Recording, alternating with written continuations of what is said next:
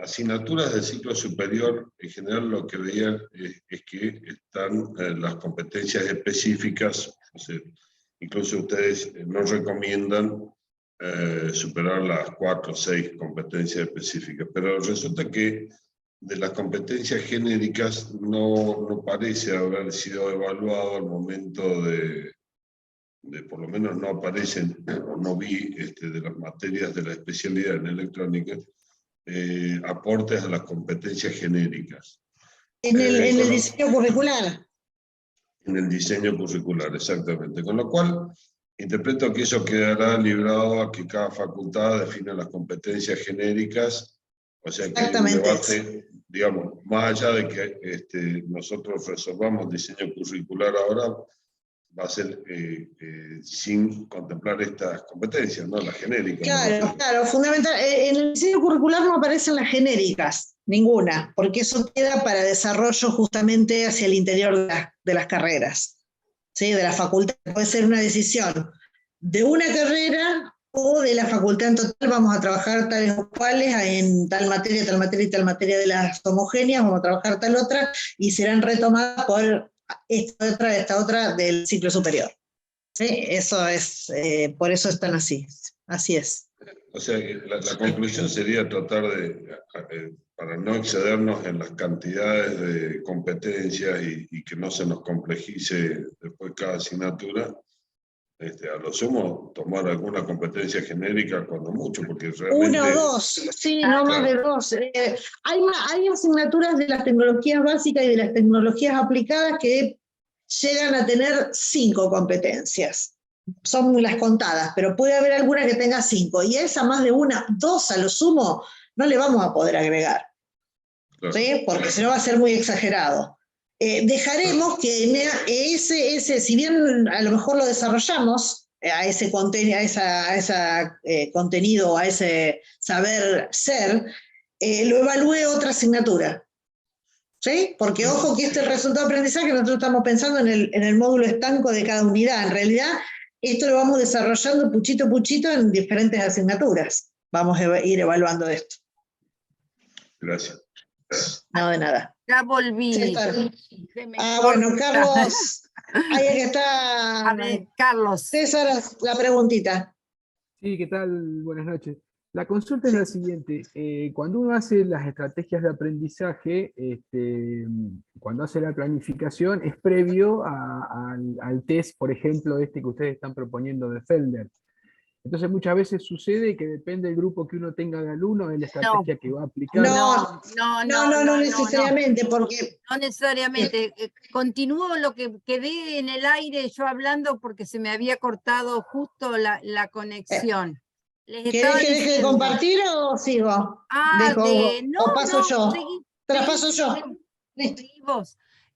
Yo les estaba diciendo que estas actividades que después nosotros, por ejemplo, la forma, el cómo vamos a trabajar, por ejemplo, hacer los trabajos prácticos, va a depender de estos resultados del test de aprendizaje. A lo mejor nosotros tenemos idea de trabajar con determinadas simulaciones, de trabajar con determinada resolución de problemas vinculado con realidad aumentada o vinculado con la modelización, pero lo que cambia es, de acuerdo a estos test de aprendizaje, es el cómo lo vamos a implementar, cómo le vamos a plantear la forma de trabajo en el aula. Por ejemplo, te digo, yo tengo una experiencia de que me pasó que en base a estos resultados del test de aprendizaje, una vez me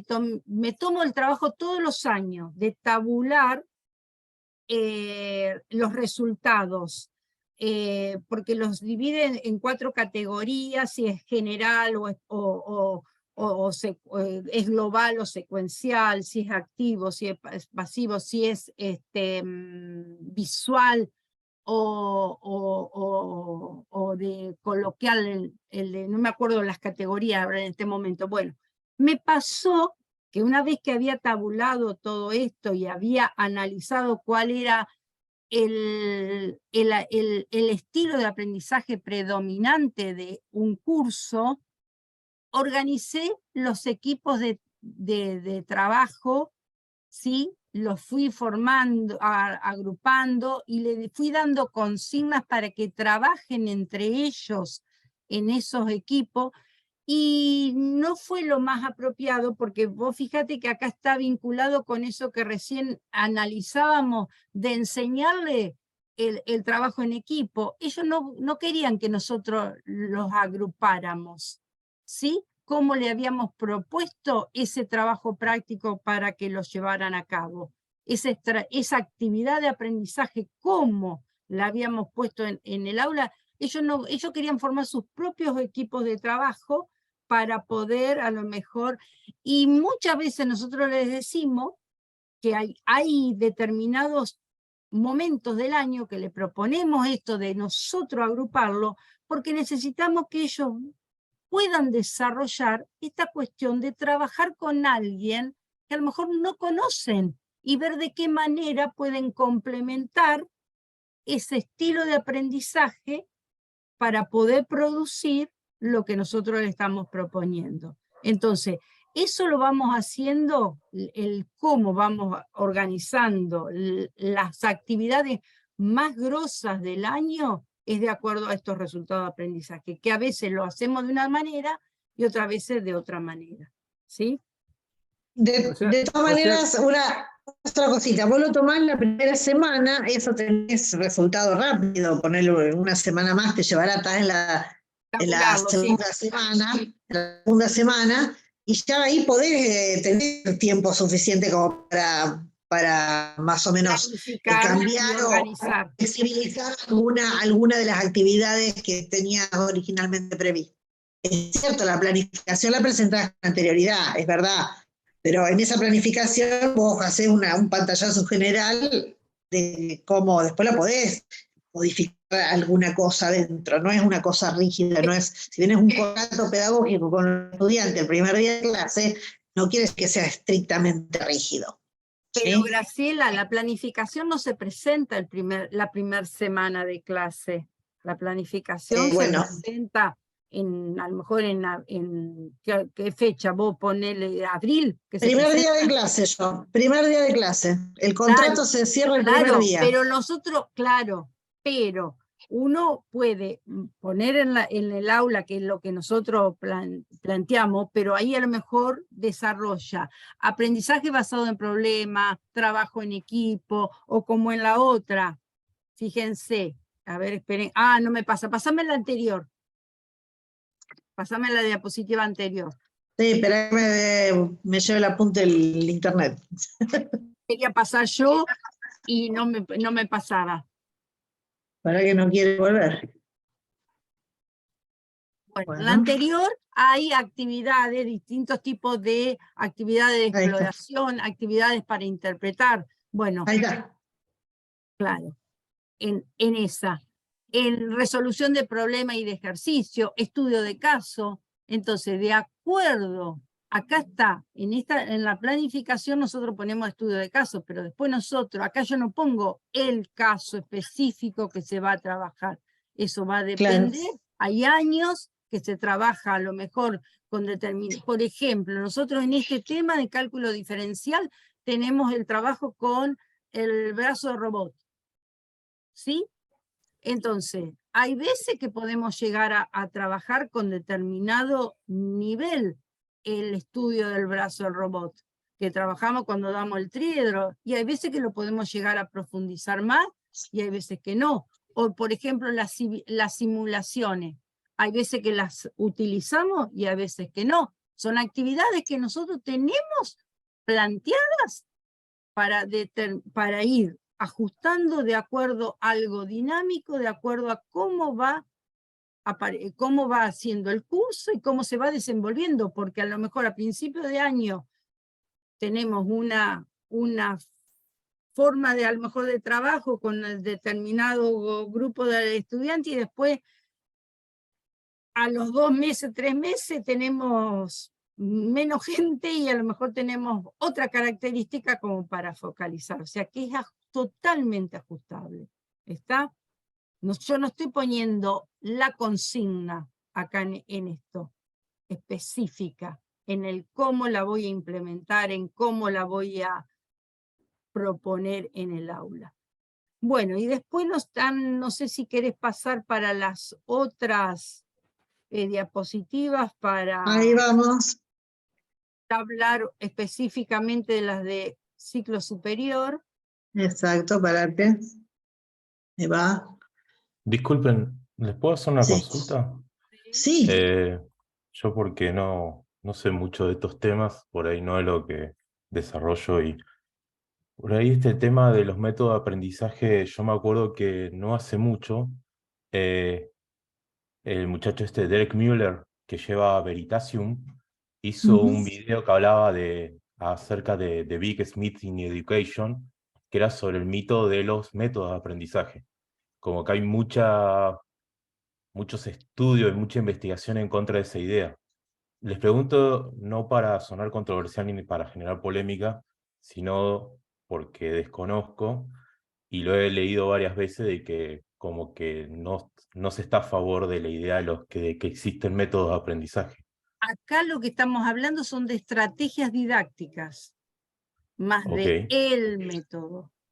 Estamos hablando ok. de estrategias didácticas. Vos fíjate que toda la bibliografía que se ha propuesto en el módulo 3 habla de estrategias de cómo la mediación pedagógica habla del cómo trabajar en el aula, ¿sí? O cómo trabajar dentro de tu asignatura con metodologías activas que a lo mejor no es el método, ¿me entendés? Como se lo definía en un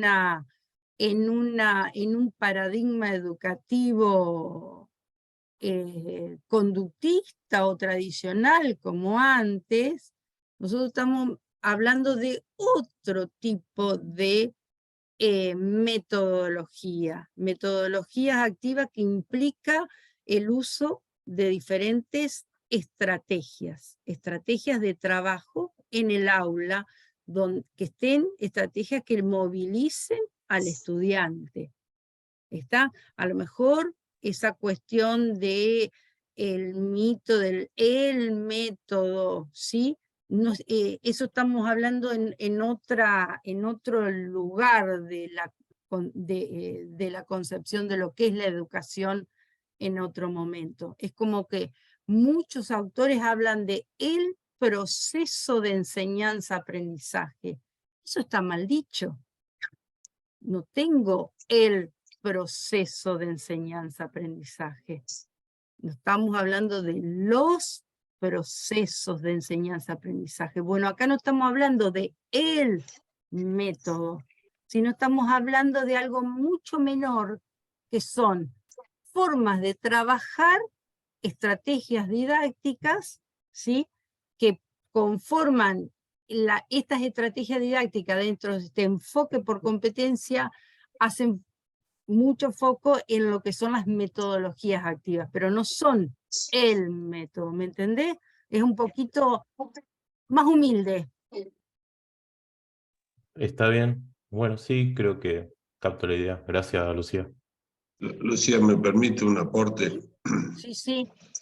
Cuando pensábamos esto en Confedi, en realidad, más allá de las técnicas pedagógicas, lo que pensamos es que el estudiante debe prepararse para el campo profesional. Entonces, la forma natural de aprendizaje una vez que ustedes se gradúan es distinta de la que se venía sobrellevando. La idea es tratar de llevar el proceso de enseñanza a una situación similar al proceso que se sigue para aprender una vez que se gradúa, porque una vez que te gradúas tenés, o estás solo o estás en equipo, pero el mecanismo es distinto. Bueno, de eso se trata, ¿no? Y todo depende de qué Gracias. estrategia didáctica, de qué actividad propongamos en el aula. ¿Qué propongamos en el aula, yo desde mi segundo nivel, Graciela desde un cuarto nivel, llevemos a que sumemos a esa formación profesional del estudiante, ¿sí? Es el aporte de cada uno. Se empezará gradualmente en los primeros años para que después, paulatinamente, no es desde el primer año que yo puedo hacer esto, ¿sí? De lograr ya ponerlo en relación a su futura actividad profesional. Yo tengo que gradualmente mostrarle de qué manera, a través, por ejemplo, yo de mi humilde lugar, Graciela conoce en detalle los trabajos prácticos que yo hago, que inclusive los hago investigar y trabajar en cada una de sus especialidades utilizando tecnologías emergentes, que eso a futuro forma parte de ciertos aprendizajes que él a futuro, como futuro profesional, futuro ingeniero, y estamos trabajando en una materia del bloque de básica, ¿me entienden? Bueno, no sé si Graciela querés seguir con tu tablita esta. No, en esta la pusimos porque, digamos, cada uno tiene su estilo de escritura, ¿no? Yo como verán soy un poco más concisa. Esta asignatura es la que yo dicto en el cuarto nivel de ingeniería metalúrgica.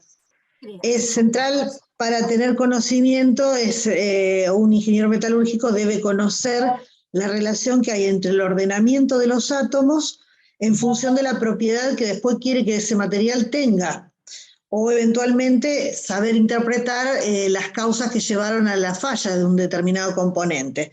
Entonces, entender el proceso de solidificación es central, es el principio de un gran estudio que representa la metalurgia física. Entonces, acá sintéticamente la mediación pedagógica la puse enunciando porque preferí está en el siguiente, ¿no? La próxima, sí.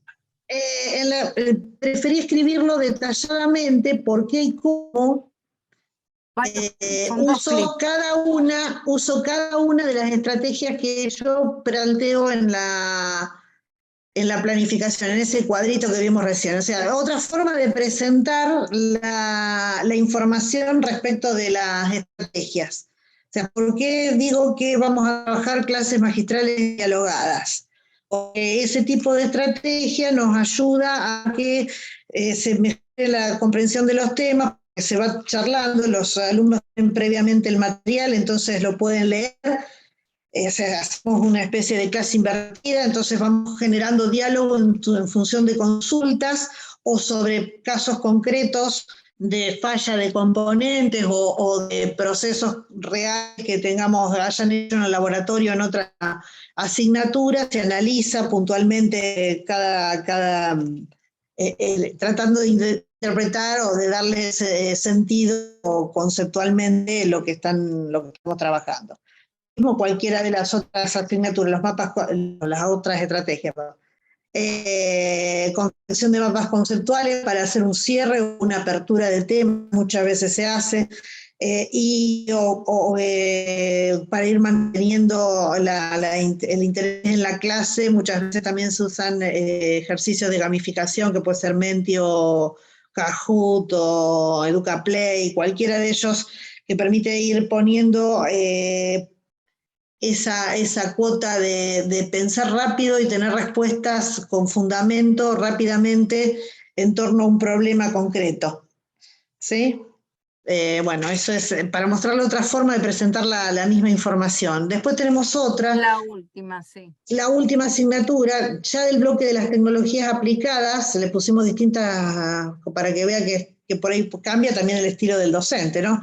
Este es la sistemas de control, le faltaría el S, del quinto nivel de ingeniería electrónica.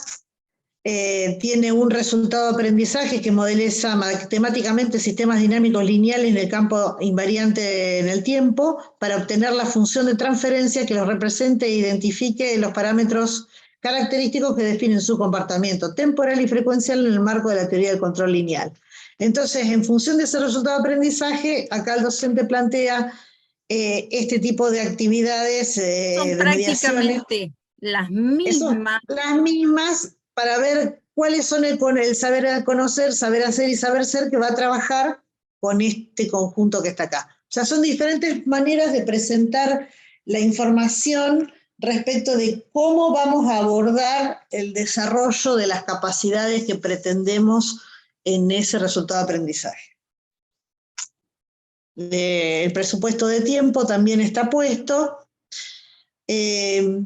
Acá está separada la teoría de la práctica, es algo que no estamos totalmente... compartimos esa idea, pero bueno, es futura discusión, que podamos tener tratamiento conjunto en la discusión, tratamiento conjunto con el profesor de la asignatura. La forma también de trabajo dentro de cada una de las cátedras, también de consenso y de cuestión de posibilidades más que todo. Exactamente. De posibilidades, de definiciones. Nosotros, por ejemplo, tenemos una forma integrada porque el equipo de cátedra lo permite para poder trabajar en forma... hacer una integración de la teoría y la práctica clase a clase, ¿sí? No, esto no quiere decir que no tenga integración de teoría y práctica, sino que como que hay una frontera instrumental en el medio que, bueno, la están separando de esa manera, no quiere decir que va a dar teoría, práctica separada. No están disociadas, pero en la presentación así suena como disociada. Pero no es así. De esa manera. Bueno, creo que nada más. Claro, no. Estaba esta última. Esta última filmina que tiene este cuadro, que acá figura el link, que está ahí puesto, que está muy interesante porque nos muestra los diferentes niveles de complejidad de la taxonomía de Bloom en la primera fila. En la segunda fila habla de las palabras claves que nos ayudan para dar cuenta de lo que hablamos en la primera, ¿sí? Y después acciones y resultados que se pueden asociar a ello y qué preguntas están vinculadas para, si queremos utilizar un verbo de la columna, qué cosas tendríamos que preguntarnos para responder que esa acción es la que está dando cuenta de lo que queremos escribir. ¿Se entendió? Claro, ahí es una que encontramos que nos pareció que a lo mejor podía servir a lo mejor para ir, más que todo en la cuestión de las preguntas, sí, los puede llevar a guiarse. Sí. Ahí está el link para verla. Quería hacer una aclaración de que acá, bueno, las palabras clave, que por lo general en cualquier escrito, informe, artículo de investigación o libro, generalmente son sustantivos, ¿no? Y acá son verbos. Porque estamos hablando de la taxonomía. Claro, porque estamos hablando de verbos. Sí, dentro de la taxonomía. Por eso digo, pero las palabras clave como que también son verbos, ¿no? Digo, bueno, pero no necesariamente las palabras clave depende de en qué contexto está utilizado como palabra clave. Acá en este contexto, como estamos refiriéndonos a una taxonomía vinculada a las acciones a realizar, por eso van a ser, son esos verbos. ¿Está? En este caso, no son sustantivos, por eso no son sustantivos, porque depende de en qué contexto está utilizada esas palabras clave, ¿sí? Sí, digo que alguna palabra clave como un verbo también puede desencadenar o puede generar o dar lugar a un resultado, siendo una palabra clave y no una acción. La diferencia que parecería que subyace acá es que cuando hablamos de acciones, eso degenera en un resultado, desencadena un resultado. La palabra clave es como que, bueno, son palabras que de alguna manera están como asociadas a este nivel, por ejemplo, a recordar. Sí. Estas palabras clave que están acá, comprender y así sucesivamente. En cambio, las acciones, que también están asociadas al nivel recordar, están desencadenando una acción o están asociadas perdón, son acciones que están asociadas a resultados. Digo porque no parece que hubiera mucha diferencia entre las palabras clave y las que son acciones. Digamos, pero porque las acciones, claro, porque hay veces que uno puede utilizar un verbo definir, ¿sí? Por ejemplo, y lo puede considerar como el verbo que me va a permitir escribir un resultado de aprendizaje, ¿sí? Para tener vinculado con un determinado nivel de pensamiento, que ese definir, bueno, a lo mejor acá, ¿cuáles son a lo mejor las acciones? Yo justo elegí definir, pero a lo mejor cuáles son las acciones que estén vinculadas a lo mejor dentro de ese resultado de aprendizaje que yo defino establezco con ese verbo define, a lo mejor cuáles son las diferentes acciones o actividades que puedo hacer para obtener alguna evidencia de ese resultado de aprendizaje, porque vos fíjate que ahí después yo elegí de palabra clave definir, y después acciones, por ejemplo, está algunas acciones que me dan como resultado una definición. O qué sé yo, depende de, no sé cuáles son las que uno tendría que ir analizando, cuál está asociado con cuál otra, ¿te das cuenta? O las preguntas, ¿cómo voy a asociar, a ver si yo estoy eligiendo definir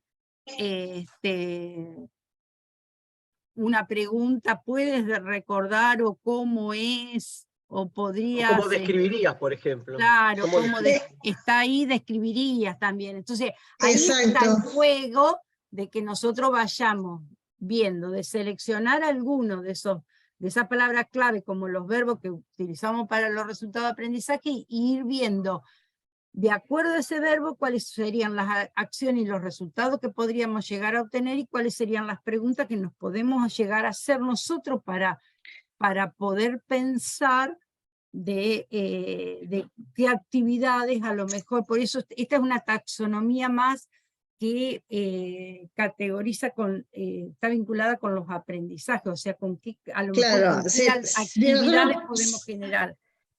Si nosotros ponemos en nuestro resultado, por ejemplo, clasificar, quiere decir que el estudiante va a tener que poder comparar, va a tener que inferir, va a tener que interpretar determinadas cosas para poder clasificarla. ¿Sí? Están abajo, son las acciones que va a tener que hacer. Son acciones que va a tener que hacer para poder decir clasifica. ¿Qué significa clasificar? Es una colección. Significa que puede juntarlos de acuerdo a características comunes o particulares que encuentra, pero primero tiene que describir cuál es la característica. Por eso no excluye que una palabra clave sea, por ejemplo, clasificar, y que esa misma se repita como acción. No la invalida. O sea, tenés razón. A eso quería llegar. Está bien, entonces no te entendimos de entrada la pregunta, perdón. No, está bien. Ahora yo estoy pensando más. Hay muchos verbos que se pueden repetir. Lo mismo que cuando está en la taxonomía de Bloom, en esas tablas que nosotros les fuimos proponiendo en el módulo 2, van a ver que determinados verbos no están solamente en un escalón de esa tabla, en un determinado nivel. Hay verbos que figuran en varios escalones, que dependen del cómo se los ponga en acción operativamente a ese verbo a partir de las actividades y de las estrategias didácticas de nosotros, es el resultado, los logros que vamos a obtener. ¿Me entienden? Si se ponen a analizar en detalle, hay verbos que se repiten por ejemplo, de aplicar y de analizar. Tranquilamente se pueden. Un verbo no es exclusivo de un solo nivel. Depende de cómo después ese verbo. Va a haber verbos que no van a estar, por ejemplo, en el nivel de evaluación o de creación, que están a lo mejor en la columna de de recordar o memorizar el primer nivel. A lo mejor algún verbo de comprensión, en el nivel de comprensión, se repite en el de análisis, ¿está? Pero no necesariamente que se utilicen, ese verbo va a depender su uso de acuerdo a lo que yo quiera hacer a partir de la actividad que proponga al estudiante. Ahí hay algunas preguntas en el chat que me gustaría... Ya respondí. Claro, Respondiendo. Bien. Yo fui respondiendo. No sé si hay alguna que no haya pasado que no lo respondí. Si querés No. dejar de compartir, así ya vamos viendo si hay alguna otra preguntita. A ver si hay alguna. Acá tenemos nada más que ya el módulo y el muchas gracias. Sí, ya termina. El próximo encuentro sería el 9. Pero bueno, la actividad esta número 4 es hacer una primera aproximación. A lo mejor la cuestión de especificar un poco esto, de definir estrategias específicamente para un determinado resultado de aprendizaje, es lo que hace ruido, es lo que están diciendo a lo mejor en el chat, de cómo vamos a definir el primer día de clase las estrategias que vamos a utilizar si no conocemos a los estudiantes. Pero, ¿cómo hemos hecho las planificaciones anteriormente? Pero las estrategias las definimos siempre antes. Lo que pasa es que uno cambia la forma de instrumentarla. Por eso hago la pregunta, ¿cómo se han definido las estrategias? Estrategias didácticas siempre hemos estado definiendo. Sí. Siempre. Ya sea en el marco de la enseñanza tradicional como en el marco de este nuevo enfoque a trabajar por competencia. Siempre lo hemos hecho. El primer día de clase. Claro, uno después busca la forma de adecuarlo, adaptar esa estrategia al grupo de estudiantes que tiene. Igual que los tiempos, igual que la cantidad de actividades que vaya a hacer, uno los va ajustando en función del grupo de estudiantes.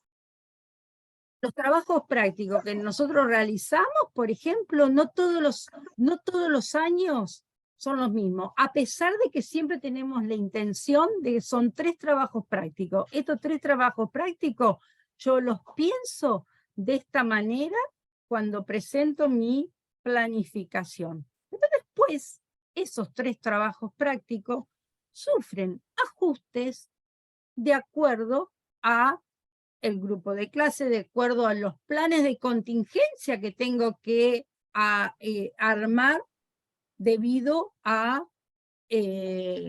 cuestiones de que tenemos que o retomar determinados contenidos, determinados saberes, o modificar las actividades, ¿sí?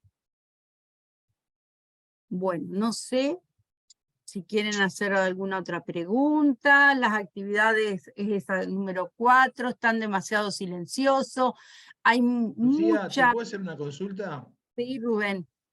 ¿Vos crees íntimamente que se puede, con estas nuevas metodologías y los tiempos que se tienen, cumplir con digamos, los contenidos mínimos de una materia? Qué buena pregunta, qué buena pregunta. Por eso te digo que acá hay una cuestión de valorizar cuáles son los contenidos mínimos que se tienen que trabajar y olvidarnos de que lo prioritario era el desarrollo de todas esas 12 unidades que teníamos que trabajar y tratar de organizar cuáles son esos contenidos mínimos que se necesitan trabajar y trabajar. Hoy Pablo hablaba de que tenemos que enseñarle a trabajar, tenemos que formar el profesional, entonces tenemos que olvidar también que hay cierta cantidad de contenidos que tenemos que ver de qué manera se priorizan los que son realmente vinculados a todo este desarrollo de Al competencias. desarrollo, claro, al desarrollo de las capacidades necesarias para el ingeniero. Claro. Sí, porque, ¿sabés lo que me pasa? Yo traté, mismo lo hablaba con el director del departamento, de sesgar estas últimas clases que tengo, ya estamos en noviembre, a este nuevo estándar. Y veo que, capaz que por un error mío, por un tema de aprendizaje mío, me lleva mínimo el doble de tiempo llegar a cubrir lo que yo hacía antes de otra manera, digamos, en forma, digamos, con los estándares anteriores, en una palabra. Me lleva muchísimo más tiempo y los alumnos también se ven como perdidos. A ver, capaz que es un tema de aprendizaje mutuo, ¿no? Tanto de nosotros como de los alumnos, pero veo que es bastante más, no sé si llamarlo tedioso, pero que lleva más tiempo. Acá lo que hay que hacer, Rubén, es una cuestión de